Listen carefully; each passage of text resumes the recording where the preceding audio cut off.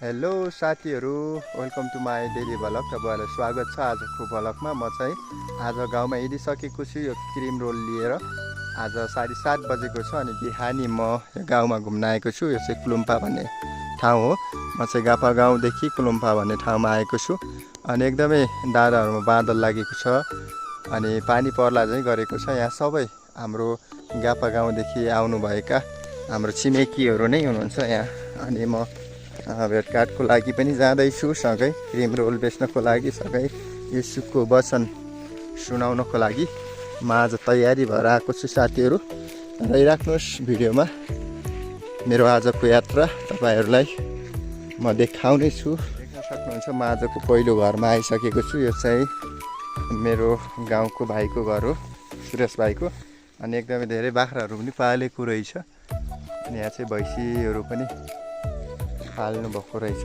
हेरौँ घरमा को हुनुहुन्छ, म बोलाउने छु। घरमा को हुनुहुन्छ? सानमा ल, घरमा कोही हुनुहुन्न जस्तो छ।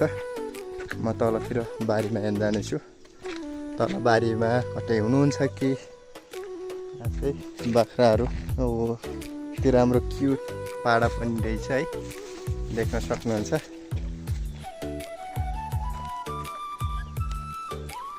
ए यहाँ रहेछ भान्सा कोठा। कता जानुभएछ? ल हेरौँ गाइस, घरमा को हुनुहुन्छ?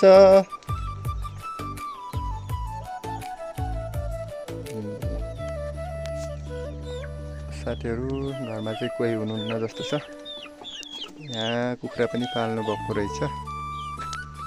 ल अब म लागिसकेँ अर्को घरतिर, दोस्रो घरतिर। यहाँ भैँसी पनि पाल्नु भएको छ, एकदमै दुधी नै भैँसी हो साथीहरू। म आइसकेको छु, यहाँ गोठहरू छ, सँगै यहाँ घर हाम्रो माघको घर छ। सायद तल बारीमा हुनुहुन्छ होला उहाँ। हेरौँ घरमा को छ। ओहो सानो मान्छे, के छ? त्यो बाख्राहरू पाल्नु भएको छ। म यहीँ तिम्रो घर आऊ, बस्यौ छौ? ए बुई खै त बुई, बस्नु भएको छ मागो। ल यहाँ चाहिँ मेरो गाउँको मागोको घर हो, देख्न सक्नुहुन्छ। सानो मान्छे के खाएको? आलु खाएको? के रे तिम्रो नाम? म चाहिँ गाउँको टपमा आइसकेको छु। त्यहाँदेखि एकदमै रमाइलो दृश्य देख्न सक्नुहुन्छ। त्यो चाहिँ माझिङ गाउँ हो, एकदमै बादलको मुनि छ गाउँ चाहिँ। अनि त्यो चाहिँ दाबाङ देख्न सक्नुहुन्छ। रमाइलो छ गाउँ। आइसकेको छु, क्रिम रोल चाहिँ ढुकिसकेको छ। अनि मैले चाहिँ किताबहरू बाँड्दै यसको बारेमा बताउँदै हिँडिरहेको छु। एकदमै रमाइलो छ, देख्न सक्नुहुन्छ। यहाँ चाहिँ तिमुरको बुट्टाहरू पनि पाउँछ, एकदमै रमाइलो। म गाउँको टपमा आइसकेको छु र टाढादेखि मेरो गाउँ कस्तो देखिन्छ भनेर म तपाईँलाई देखाउन लागेको छु। र त्योभन्दा पहिले म कस्तो बाटोबाट यहाँसम्म आइपुगेको छु भनेर तपाईँ देख्न सक्नुहुन्छ। यहाँ चाहिँ भिड रहेको छ, एकदमै अप्ठ्यारो बाटो, र पनि म तपाईँहरूलाई मेरो गाउँ देखाउन भनेर आएको छु। यहाँ तल पनि देख्न सक्नुहुन्छ, एकदमै अप्ठ्यारो बाटो छ, र पनि म तपाईँलाई मेरो सानो गाउँ अनि सुन्दर गाउँ मलाई देखाउनको लागि आइसकेको छु। टाढादेखि हाम्रो गाउँ यस्तो देखिन्छ साथीहरू, हेर्न सक्नुहुन्छ।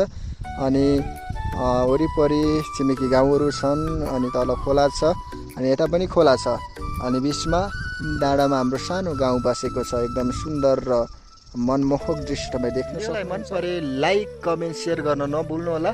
पूर्ण भ्लगलाई पनि सब्सक्राइब गर्न नभुल्नु होला, ताकि आउँदो दिनहरूमा यस्तै भिडियो लिएर म तपाईँ कहाँ आउन सकु। सपोर्ट देखाउनुहोस्, माया देखाउनुहोस्। भेटौँला अर्को भिडियोमा।